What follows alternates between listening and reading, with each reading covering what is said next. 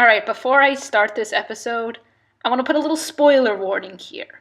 For those of you that have not seen the episode I'm about to talk about, I mean, technically you got spoiled with the title of this, but go back, go watch it. Go watch it now if you have no clue what's going on. Go back and watch this episode first. It's like called the Rick Lantis Mix-Up or something, but go watch it. I'll supply whatever links I can possibly find below where you can still get the episode before, copyright claims come and take it down. So go do that first. I'll even provide the links for you. Go and do that and then come back and watch this. Just do it. Do it. It's not a choice. Do it. Hello, cartoon fanatics, and welcome back to another episode of Rick and Morty.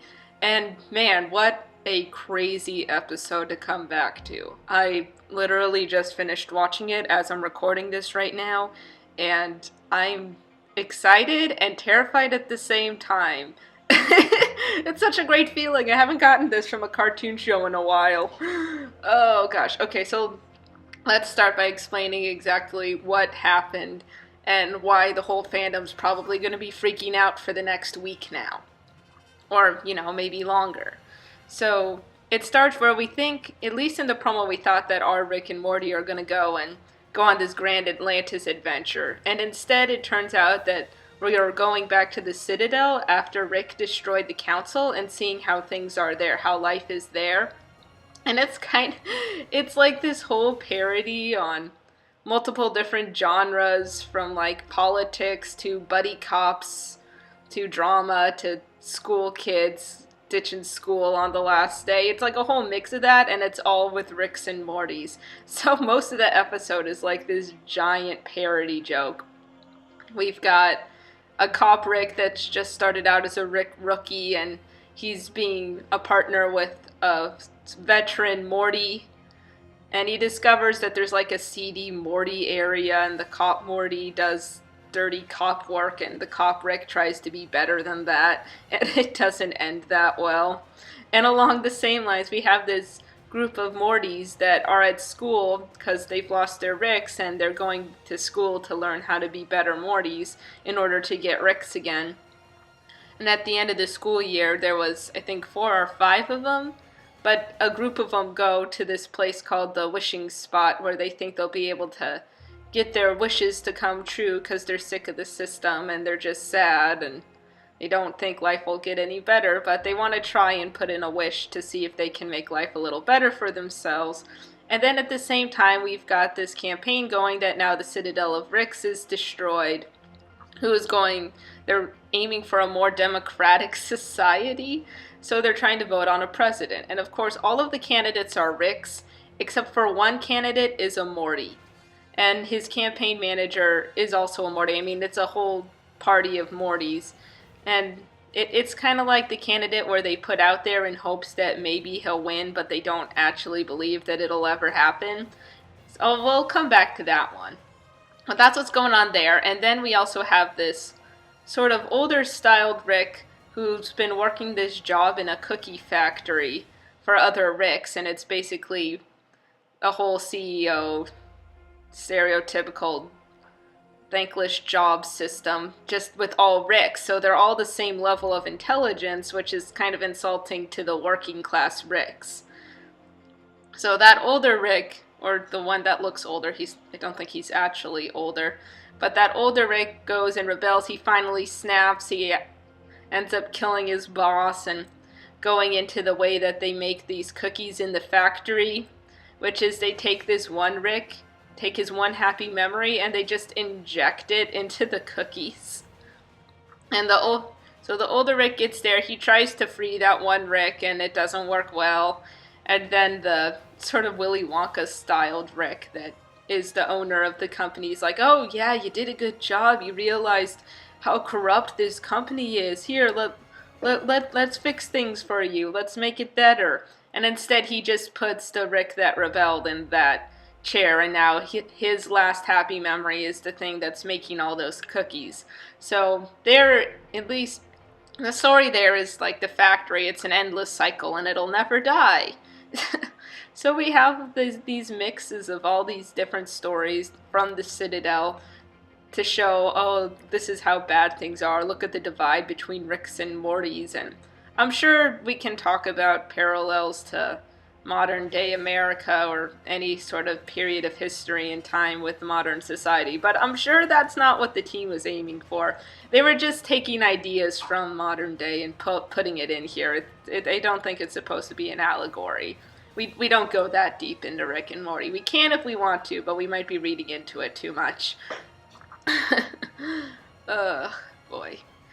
But all of those crazy things are happening. And the thing I'm most excited to talk about the most, I'm like trying to hold back because I want to make sure we have all this premise stuff. Because most of the episode are these four stories going along together. And I already told you the conclusion to the factory story. The conclusion to the boys in the wishing well story is one of them, who's gone through like 5 Ricks, throws himself into the wishing well and hopes that his sacrifice can somehow change the way things are at the Citadel, and the rest of the kids discover it's just a garbage chute for Ricks, which seems really depressing, and that there isn't much hope left. Ugh. And then, hold on, I forgot my train of thought. Right, the cop one. So, Cop Rick discovers that Cop Morty plays dirty, and he's just like, it's same old, Morty's killing Morty's, and when Rick destroys the cop Morty, he tells the other Ricks that it's the same old Ricks killing Mortys. So there's a lot of underground seediness supposedly just happening at the Capitol, all because of the Citadel uprising and Rick destroying the Council of Ricks. And then with the politics, the Morty in this huge turnaround speech actually wins and becomes the president. And we discover that the Willy Wonka Rick, along with a bunch of other CEO founder Ricks, they say they're the ones that are actually running the Citadel, and they ran it back when the Council of Ricks was up top, and they're planning to still do the same thing, which, again, that's probably taking parallels from stuff in the real world, but I don't think it's an exact allegory to say this is the way our society is. It's more going, yep, Ricks and Mortys, they're no better than you and I. They think they are and they aren't, so feel good about yourselves. The smartest men in the universe are just as dumb as we are.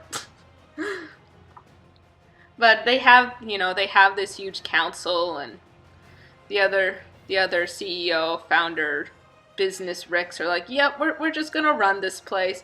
And throughout this whole story, at least throughout the whole politics story, I got like this eerie sense. Because, first of all, why were we spending so much time in the Citadel?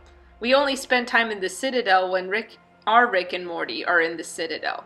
And our Rick and Morty don't want to go back there, because it's like, we destroyed the place, it's over, we're done with it, we're not going to go back there. That's the end.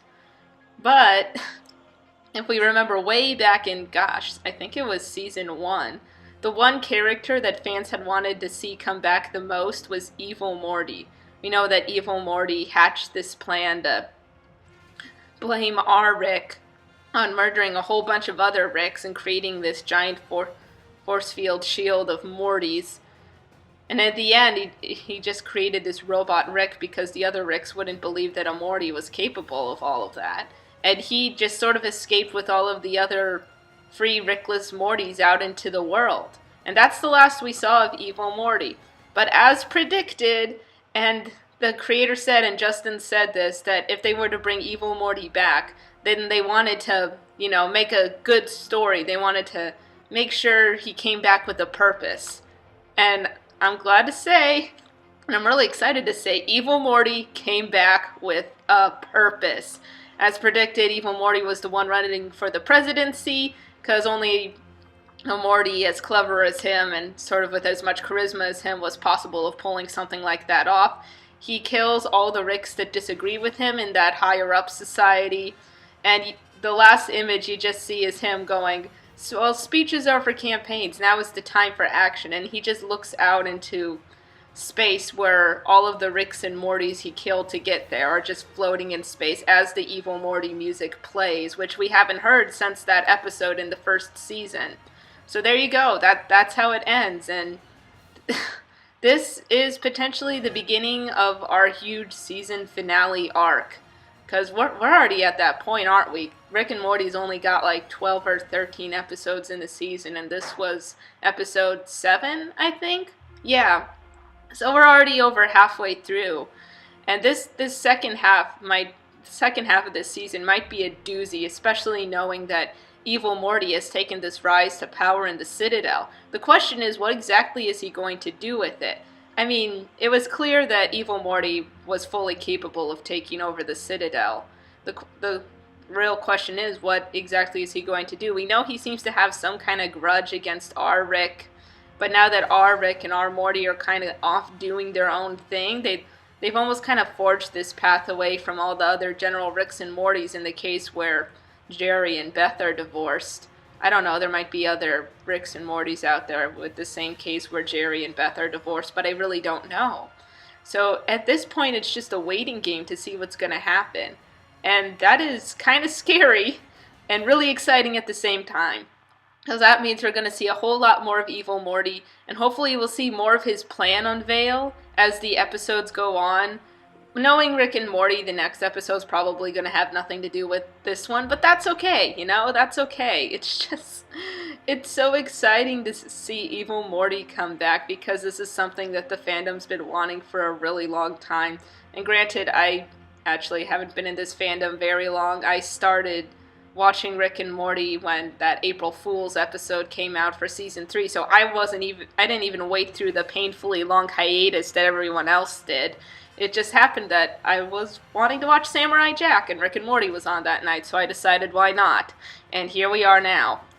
But I am just as thoroughly excited as everyone else to see exactly what they're going to do with Evil Morty, what the plan is. Because they said 2 things about this season. Well, 3 things, I guess. Nah, just 2. Sorry, my words are all over the place because I'm just excited to talk about this. So the first thing they mentioned is that season 3 was going to get darker, which isn't a surprise. Most season 3s of television shows get darker. Just look through television shows and look at their season 3. They usually get darker. I don't know why, that just seems to be the trend. And then the second thing is they said there was going to be a lot more arcs in this season, which so far we haven't really had that. We still had our individual episodes. We might have had some character arc progression, at least in our Morty. And now something tells me it's all leading up to this. It's going to lead up to something with Evil Morty and our Rick and Morty. I don't know what, but I'm not going to bet money on it. I don't have money to spare.